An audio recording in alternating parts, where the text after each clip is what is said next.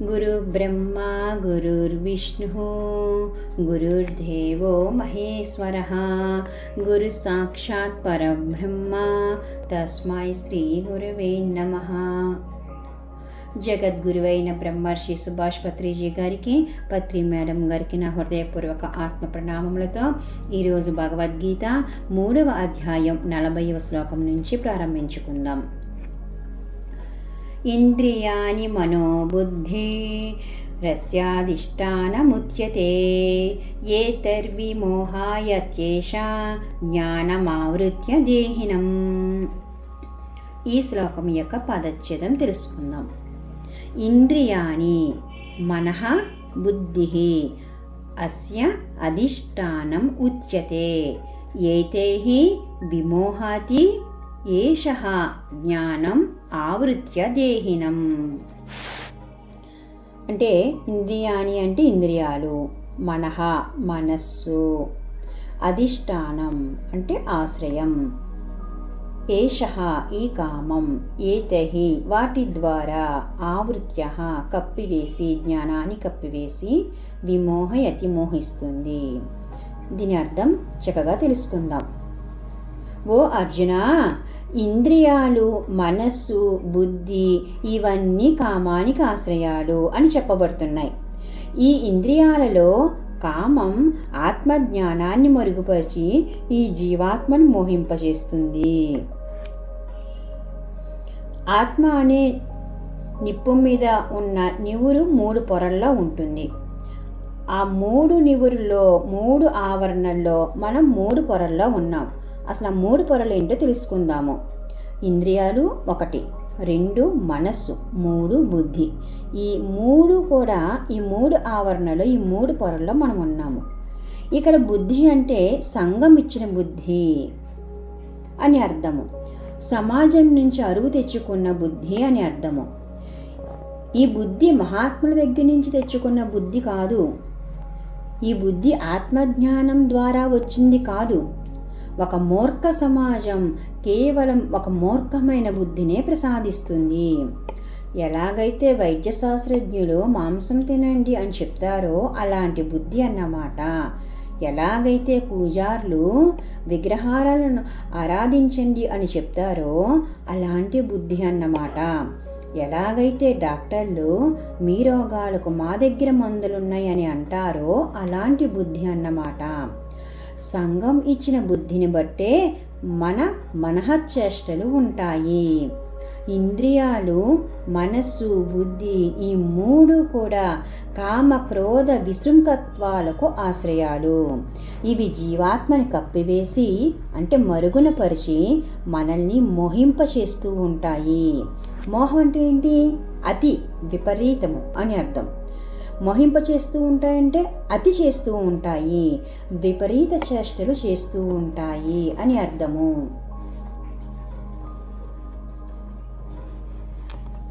ఇప్పుడు తర్వాత శ్లోకానికి వెళ్దాం మాస్టర్స్. 3వ అధ్యాయం 42వ శ్లోకానికి వెళ్దాం. ఇంద్రియాణి పరన్యాహురింద్రియేభ్యః పరం మనః మనస్తస్తు పరా బుద్ధిర్యో బుద్ధేః పరతస్తు సహా. ఈ శ్లోకం యొక్క పదచ్ఛేదం తెలుసుకుందాం.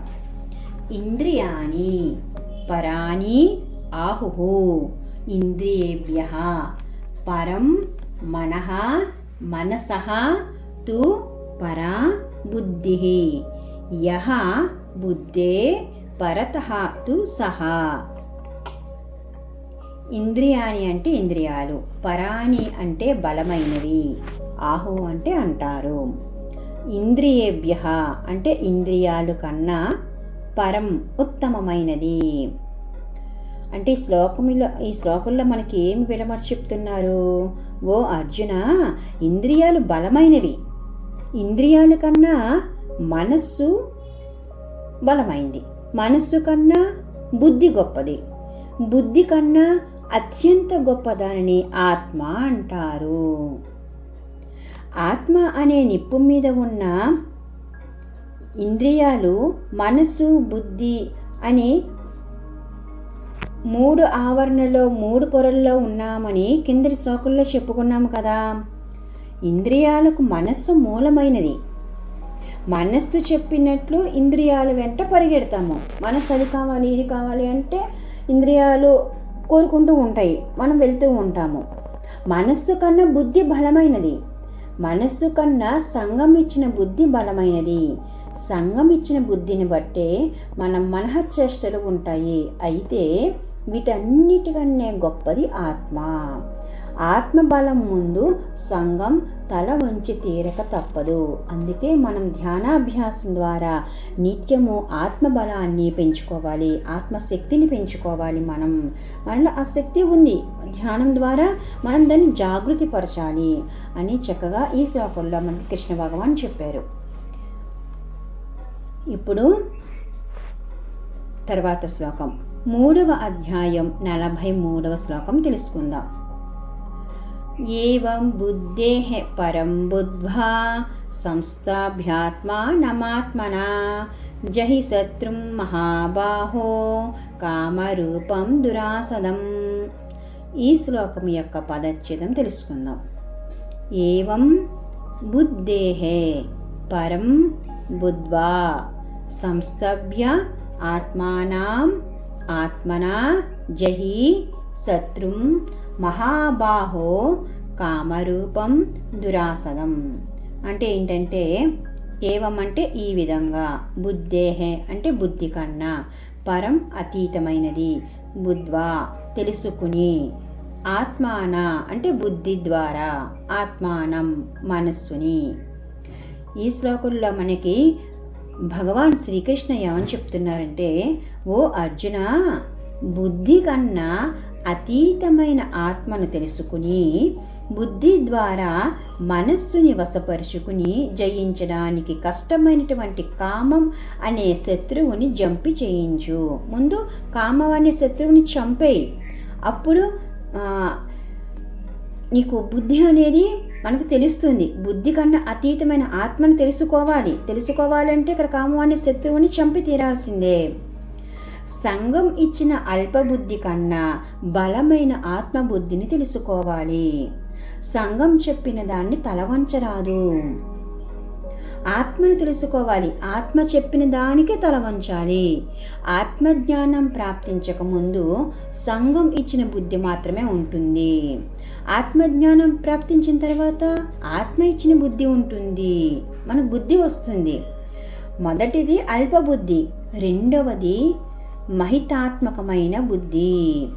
సంఘబుద్ధి అనారోగ్యాలను దుఃఖాలని కలిగిస్తే ఆత్మబుద్ధి ఆరోగ్యాన్ని ఆనందాన్ని కలిగిస్తుంది. విశృంఖలమైన మనస్సు ఆత్మానుభవం ద్వారానే వశపరచబడుతుంది. అప్పుడే ఈ క్రోధం అనే శత్రువు చంపబడుతుంది. ఆత్మజ్ఞానం తదనంతరమే ఈ మనలో ఉన్న అరిషడ్వర్గాలు, కామ క్రోధ లోభ మోహ మదమాత్సరాలు ఏవైతే ఉన్నాయో అవి మిత్రషడ్వర్గాలుగా మారుతాయి. రజోగుని అయినా తమోగుని అయినా మొట్టమొదటగా ఆత్మలో దూకండి. ఇదే శ్రీకృష్ణుల వారి సందేశము. ఆత్మలో దూకటం ఎలా అని అందరూ అనుకోవచ్చు. అది ఆనాపానసతి ధ్యాన అభ్యాసం ద్వారానే జరుగుతుంది. అందుకే మనమందరం కూడా నిత్యము ఆత్మలో దూకాలి మాస్టర్స్. ఇప్పుడు తర్వాత శ్లోకానికి వెళ్దాము. 4వ అధ్యాయం 5వ శ్లోకం. బహూని మే యతీతాని జన్మాని తవ చార్జున తాన్యహం వేద సర్వాణి నత్వం వేత్త పరం తప. ఈ శ్లోకం యొక్క పదచ్ఛేదం తెలుసుకుందాం. బహూని మే వ్యతీతాని జన్మాని తవ చ అర్జున తాని అహం వేద సర్వాణి నత్వం వేత్త పరం తప. ఇలా మనం పదాల కింద ఎప్పుడైతే తీసామో శ్లోకం చదవటానికి సులువుగా మనకు వస్తుంది. ఇప్పుడు ఈ శ్లోకం యొక్క అర్థం తెలుసుకుందాము. పరంతప అంటే శత్రువులని తప్పింపచేసేవాడు. అర్జున అంటే అర్జున, మే నా యొక్క, తవ నీ యొక్క, బహూని ఎన్నో, జన్మాని జన్మలు, వ్యతీతాని గడిచిపోయాయి. ఓ అర్జున, ఈ జన్మ కన్నా ముందే నీకు నాకు కూడా అనేక జన్మలు గడిచాయి. అవి నాకు తెలుసు, నాకైతే ఆ జన్మలన్నీ తెలుసు, నీకు తెలియవు. ప్రతి మనిషి తన మొత్తం జన్మ పరంపరలో ఎన్నో జన్మలు తీసుకుంటాడు. భౌతిక జీవితాన్ని అన్ని కోణాలలోనూ అనుభవించడానికే ఉన్నది జన్మ పరంపర. మనం ప్రతి కోణంలోనూ అనుభవించాలి, అనుభూతులు చెందాలి. దానికి జన్మ పరంపర వస్తూ ఉంటుంది. జీవితానికి ఎన్ని కోణాలు, జన్మ పరంపరలో అవన్నీ జన్మలు తప్పవు. అన్ని కోణాలు సందర్శిస్తేనే పరిపూర్ణ మానవుడవుతాడు. మొట్టమొదట శైశవాత్మ ఇన్ఫెంట్ సోల్గా మానవ శరీరంలో ప్రవేశిస్తాడు. ఆ తరువాత బాలాత్మ అంటే బేబీ సోల్గా కొన్ని జన్మలు గడుస్తాయి. ఆ బాల్యాత్మ నుంచి యవ్వనాత్మ యంగ్ సోల్గా కొన్ని జన్మలు, దాని నుండి ఇంకొన్ని జన్మలలో పరిణితి చెందిన ప్రౌఢాత్మ మెచ్యూర్ సోల్గా, ఆ తర్వాత వృద్ధాత్మ ఓల్డ్ సోల్గా ఇంకొన్ని జన్మలు, విముక్తాత్మగా మరికొన్ని జన్మల తర్వాత చివరికి పూర్ణాత్మగా ఇన్ఫైనైట్ సోల్గా మారి ఇంకా జన్మలు లేకుండా చేసుకుని ఈ లోకల్లో తన కార్యక్రమాన్ని ముగించుకుని ఇతర ఉన్నత లోకాలకు పోతుంది. అంటే మన జన్మ పరంపరలో మనం మొట్టమొదట శైశవాత్మ, తర్వాత బాలాత్మ, యవ్వనాత్మ, తర్వాత మన ప్రౌఢాత్మ, వృద్ధాత్మ స్థాయికి చెందిన తర్వాత విముక్తాత్మగా మనం మారిపోయి ఉన్నత లోకాలకి వెళ్ళిపోతాము. జన్మ పరంపరలో తుది దశలో తాను ఎవరో తెలుసుకోవాలని మొదలై ఒకానొక అజ్ఞాని ఒకానొక జిజ్ఞాసుగా మారతాడు. ప్రతి ఒక్కళ్ళు కూడా అజ్ఞానిగానే ఉంటారు. ఆ జన్మ పరంపరలో తాను ఎవరో తెలుసుకోవాలని ఒక జిజ్ఞాసుగా మారతాడు. జిజ్ఞాసువు ఒకానొక గురువు ద్వారా ధ్యాన మార్గం తెలుసుకుని ధ్యాన సాధన చేసి ఆత్మజ్ఞానం పొందుతాడు. సదా దేహం వేరు, దేహి వేరు. దేహి అనేక జన్మలు తీసుకుంటుంది. చివరాఖరగా నేను దేహం కాదు, దేహి అని అర్థమవుతుంది. కనుక ఒక యోగికి, ఒక ఆత్మజ్ఞానికి తన జన్మలు తెలుసుంటాయి, ఇతరుల జన్మలు కూడా తెలుసుంటాయి. యోగి కాని వాడికి ఇవేమీ తెలియవు. కనుకనే అనేకమైన ప్రశ్నలతో నిరంతరం సతమతమవుతూ ఉంటారు. మనం ఎప్పుడైతే నిత్యము ఆనాపానసతి ధ్యానాభ్యాసము చేసేమో మనమందరం యోగులమవుతాము. మన అందరము కూడా ఈ శైశవాత్మ దగ్గర నుంచి మనం విముక్తాత్మగా మారుతాము. అప్పుడు మనకు అనేక జన్మల పరంపర తెలుస్తుంది. మన ఆత్మ మన కార్యక్రమాలు ముగించుకుని ఇతర ఉన్నత లోకాలకు పోతుంది. దీనికి ధ్యానమే మార్గము, ధ్యానమే శరణము. ఓకే మాస్టర్స్, మనం తర్వాత భాగంలో కలుసుకుందాం. Thank you.